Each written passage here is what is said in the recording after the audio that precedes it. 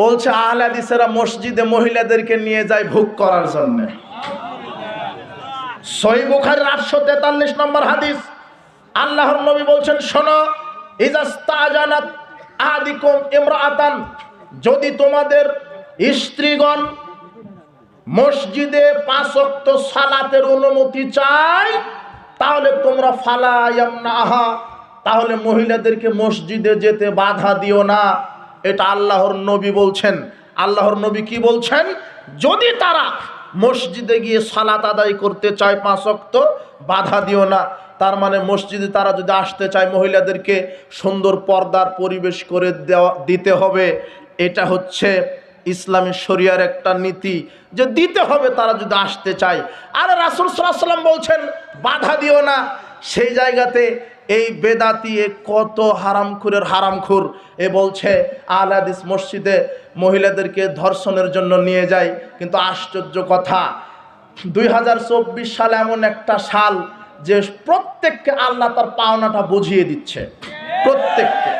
প্রত্যেককে বুঝিয়ে দিচ্ছে। জালেমকে তার পাওনা বুঝিয়ে দিয়েছে। যেই বেদাতিরা বলল আহলে হাদিসেরা মসজিদে মহিলাদেরকে ধর্ষণ করার জন্য নিয়ে যায়, এই বেদাতিরা বউকে হালাল করার জন্য মসজিদে হিল্লার নামে নারীকে ধর্ষণ করে। আশ্চর্য কথা, বউকে হালাল করছে, মসজিদে 2 ঘন্টার চুক্তিতে বিবাহ করেছে, বউকে হালাল করে দিচ্ছে। তার মানে কি প্রমাণ হলো?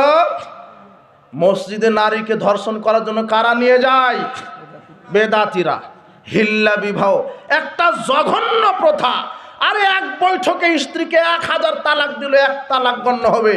আল্লাহ বলছেন আর তালাক মাররাতান, তালাক হচ্ছে 2 বার, তৃতীয়বার যদি দেয় হারাম হবে। তালাক কিভাবে? ইসলামী তালাক পবিত্র অবস্থায় 1 মাসে 1 তালাক, দ্বিতীয় মাসে 2 তালাক, তৃতীয় মাসে 3য় তালাক যদি হয়ে যায়, ওই স্ত্রী তার জন্য হারাম। কিন্তু এক বৈঠকে 100 তালাক দিল, 1 তালাকই হবে। কিন্তু বেদাতিরা ফতোয়া মেরে দিছে, না, এক বৈঠকে 3 তালাক দিলে বউ হারাম হয়ে যাবে। একে হালাল করার পদ্ধতি কি? পাঠার সাথে বিবাহ দিতে হবে। আরে আল্লাহর নবী বলছেন আলা উখবিরুকুম বিত্তাইসিল মুস্তার, আমি কি তোমাদেরকে ভাড়া করা ষাঁড়ের কথা বলে দিব না? ভাড়াটা ষাঁড় চেনো? হুয়াল মুহাল্লিল, তা হচ্ছে ওই যে হালালাকারী। লানাল্লাহ আল মুহাল্লিল ওয়াল মুহাল্লাল লাহু, আল্লাহর নবী বলছেন যারা হিল্লা বিবাহ করে, যে হালালা করে, যার জন্য করে, সবার উপরে আল্লাহর লানত। কি কার লানত?